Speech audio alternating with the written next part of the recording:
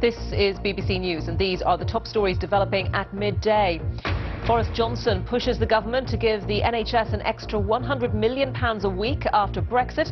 There's a cool response from the Chancellor. Mr Johnson is the Foreign Secretary. I gave the Health Secretary an extra £6 billion at the recent budget, and we'll look at departmental allocations again at the spending review when that takes place.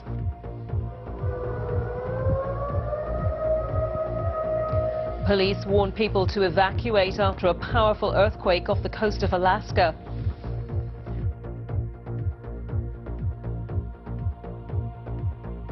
Apologies for the problems with the pictures and headlines. That was Kyle Edmund in the Australian Open. English public health services are lagging behind Scotland and Wales and disadvantaging children, according to doctors. And Britain's number 2, Kyle Edmund, blasts his way through to the semi-finals of the Australian Open. Also coming up, tributes to a jazz legend.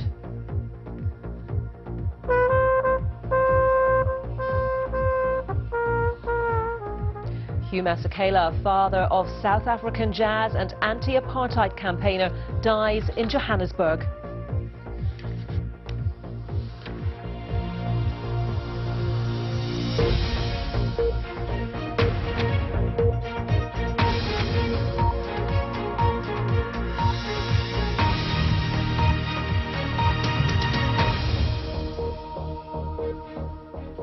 Hello, good afternoon. It's Tuesday, the 23rd of January. I'm Anita McVeigh, and welcome to BBC Newsroom Live. The Foreign Secretary, Boris Johnson, is understood to be pushing for a multi-million-pound cash injection in the NHS in England. It comes as the Health Secretary has been updating the Cabinet on how the health service is coping with winter pressures. It's thought Mr Johnson wants an extra £100 million a week to go to the NHS following Brexit. But it's not the first time he's proposed more money. Remember this, he stood by the Vote Leave battle bus during the EU referendum campaign, claiming that £350 million Britain pays to the EU every week could instead go to the NHS. Well, the Chancellor, Philip Hammond, said he gave the NHS £6 billion in the last budget, and when asked about Mr Johnson's rumoured proposals, told reporters Mr Johnson is the Foreign Secretary. Well, a little earlier, I spoke to our assistant political editor, Norman Smith, outside number 10.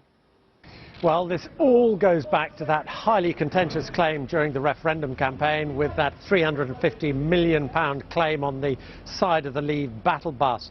I understand Boris Johnson wants that to become government policy. In other words, for Theresa May to sign up to extra money, a sort of Brexit dividend for the NHS after we leave the EU. Now, you say, hang on a sec.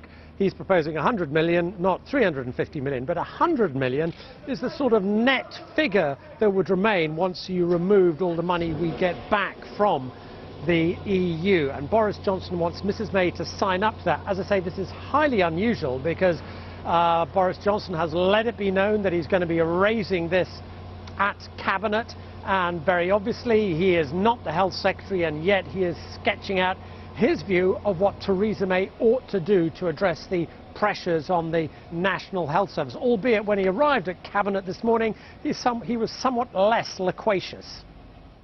Morning, Foreign Secretary. Do you want to be the Chancellor, Foreign Secretary, or perhaps Health Secretary? Why not go for the full 350 million?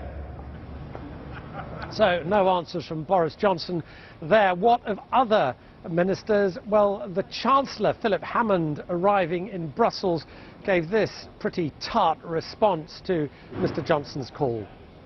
Well, Mr Johnson is the Foreign Secretary. I gave the Health Secretary an extra £6 billion at the recent budget, and we'll look at departmental allocations again at the spending review when that takes place.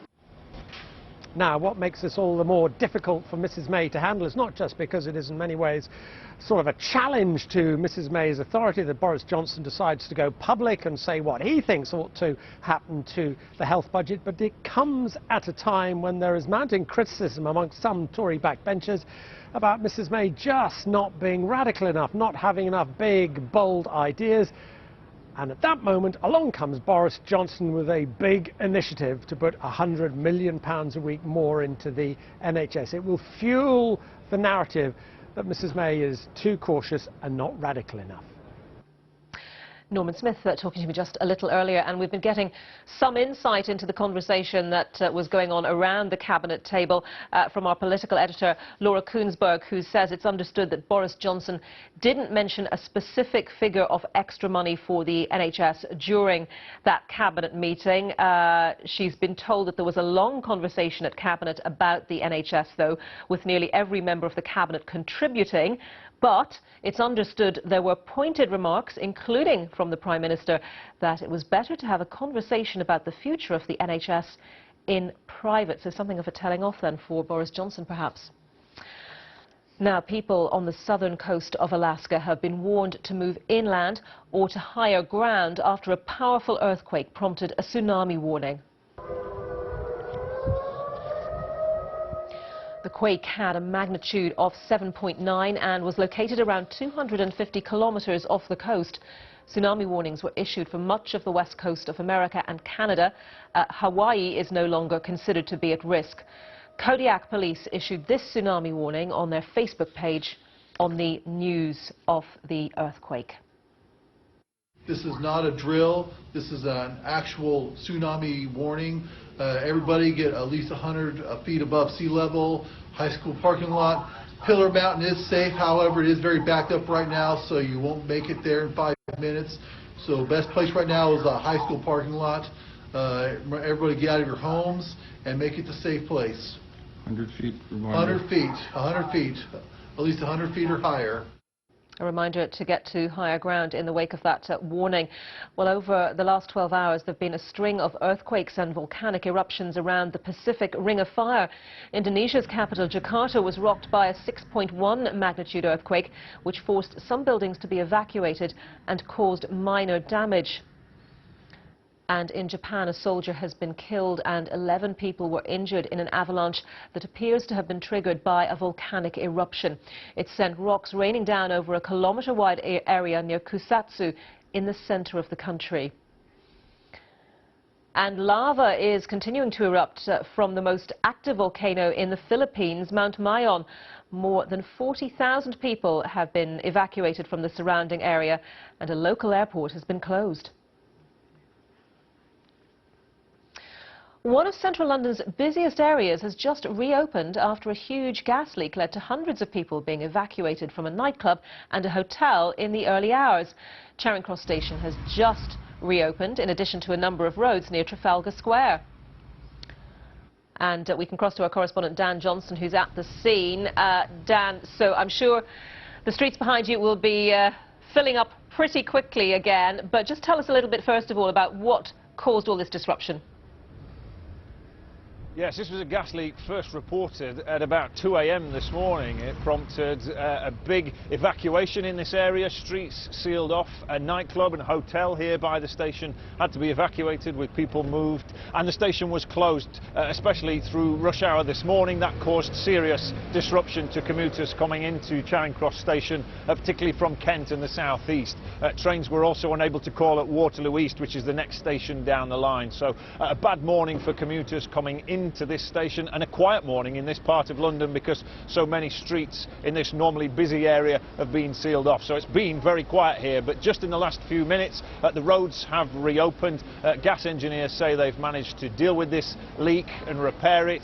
They've spent some time just checking that everything is safe, and now the station has just reopened along with the area around it. But the train company is saying it will take a few hours yet before train services are back to normal, so passengers should expect disruption until about 3 o'clock this afternoon. They're hoping to have things back on schedule by this evening's rush hour. It's certainly been a difficult morning for commuters through Charing Cross Station. About 80,000 people use this station every day, so a difficult morning for them. OK, Dan, thank you for that update. Dan Johnson there. The UK's competition watchdog says the planned takeover of Sky by Rupert Murdoch's 21st Century Fox Entertainment Group isn't in the public interest. In a provisional ruling, the Competition and Markets Authority found that if the deal went ahead, it would give Fox too much control over news providers in the UK. Fox has been trying to buy the 61% of Sky that it doesn't currently own. Our media editor Amal Rajan has been talking us through the details. This is a complicated and chewy story. This is a significant moment, but it's not the end of the story. Just a bit of context, we've got to remember this is the second time that Rupert Murdoch's family has bid for full control of Sky. They, of course, tried 7 years ago. That was scuppered by the phone hacking deal. This time, it's been mired in a regulatory process. First of all, Karen Bradley, the former Secretary of State, referred it to Ofcom. Ofcom, like the Competition and Markets Authority, said broadcasting standards is an issue, but they've got concerns about media plurality. Now the Competition and Markets Authority has come to the same view. Media plurality is an issue, but there are ways around it to do with the editorial independence of Sky News. But the weird thing about this entire story is there's now a consultation, 3 weeks. We've got a new Secretary of State, Matt Hancock, who's giving a statement in the Commons about it this afternoon. But the whole thing, Anita, could prove entirely redundant because there's a separate regulatory process because Rupert Murdoch has decided to sell Fox, the parent company of Sky, to the American entertainment giant Disney. So this entire thing suggests that Rupert Murdoch may have seen this coming. He has decided to sell his entertainment company up to Disney. If they take control, some of the concerns the CMA have could be overcome. Amal Rajan, our media editor. Let's return now to that earthquake off the coast of Alaska, the tsunami warning that followed the earthquake. Joining me on the line now is Haley Thompson from Kodiak in Alaska. It's one of the towns where people have been urged to evacuate. Haley, thank you very much for taking the time to talk to us. Where are you at the moment? Right now we are in a elementary school that's on high ground parking lot, and there are a lot of people here from the town, and we're all just sitting in our cars trying to stay warm.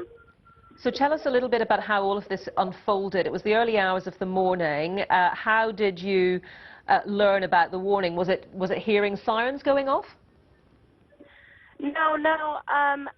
We were all in bed, and I heard some rattling, and the rattling kept going. And I mean, I grew up in Kodiak. We have earthquakes all the time, but this one wasn't stopping, so I knew something was bad. And I got dressed real fast. I went up to my dad's room. He was already getting dressed, and we checked the NOAA and the Tsunami Center, tried to make sure, you know, we're not in warning, and we certainly were all in the red. So we waited around until the sirens actually went off, and that's when our hearts dropped because we knew we had to leave. Okay, so it was the tremors rather from the earthquake that woke you in the first instance. Yeah. It went on for quite a few minutes, and it was pretty scary. So how many times have you been through this drill before, Haley? Well, we grew up with every Wednesday at 2 o'clock the siren would go off, you know, as a precautionary drill. And I mean, we grew up knowing earthquakes come and go, but this is probably the most serious one we've had since the big '64 earthquake. And of course, with the tsunami warning, another element of danger added to it. How are people reacting? Are they pretty calm? Are they worried? Well, I don't think that Kodiak's really seen this kind of tsunami warning since 1964, when that big tsunami did hit Kodiak, and it wrecked a lot of town and killed a lot of people. And so I think everyone's kind of just in shock that it went to this far and this extreme. And the roads were in chaos earlier, and now I think people are up high, safe, and we're getting reports some people are out in their boats in the deep part of the channel. You know, there's rumors flying, and we don't know what's happening right now.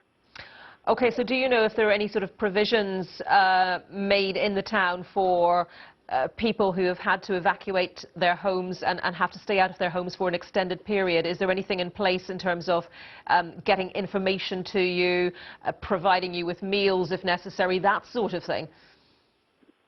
Well, we have our local radio station going on right now, and people are calling in from various parts of Alaska and the coast and all around Kodiak telling us. But right now, the high school and all the elementary schools are open right now for us, and somewhere safe and warm for us to help.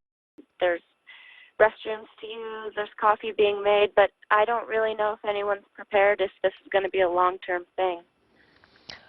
Okay, Haley, thank you very much for talking to us. We wish you well and hope that you manage to get back to your home soon and that everyone is safe and well there in Kodiak. Hayley Thompson talking to us. And we're just hearing that in breaking news from the Australian Open that Marin Cilic has gone through to the semis. So he will be Britain's Kyle Edmund's opponent in the semi-finals. We heard from Kyle Edmund's coach, one of his coaches a little earlier, who said that he thought whether it was Cilic or Nadal, who he was going to be facing, he would be fine with either of those players. He hasn't met Cilic in a game before, had met Nadal, but Cilic wins over Nadal to put him through to the semis of the Australian Open, facing Britain's Kyle Edmund on Thursday. Now, the black cab rapist John Worboys has been moved from Wakefield Prison to Belmarsh Prison in southeast London.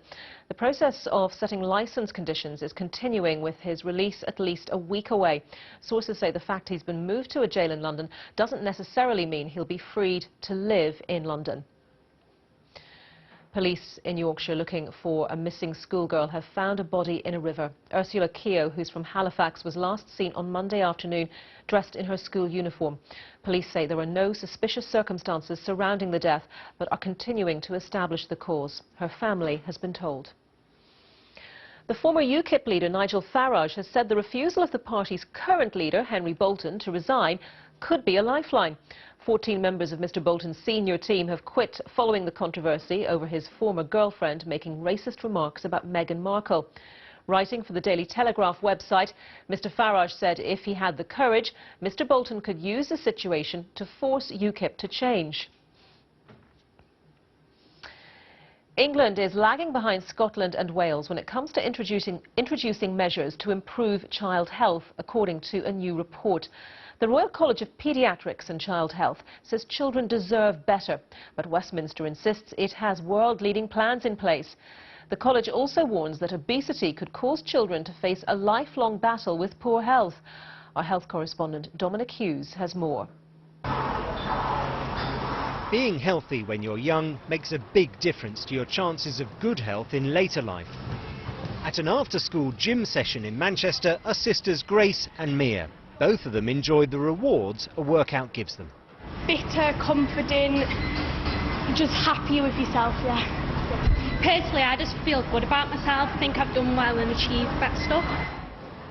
But when it comes to the health of children and young people, a report out last year showed the UK was lagging behind other European nations. So 1 year on, has the situation improved? In Scotland, there's praise for a new mental health strategy and better support for mothers who breastfeed. Likewise in Wales, where a smoking ban in playgrounds has been introduced. But the report says cuts to public health budgets in England are hitting children's services hard, and the issue doesn't get the same political attention. A healthy child makes a healthy adult. A healthy adult is a productive adult, and a productive adult population is good for the economy. It makes no sense whatsoever to not really target the preservation of health in childhood. The Department of Health in England says it has world-leading plans in place to combat obesity and improve mental health, and the sugar tax is funding breakfast clubs and sports. Push back with your legs and... But this report warns that if our children and young people don't get a good, healthy start in life, they are more likely to struggle as adults. Dominic Hughes, BBC News.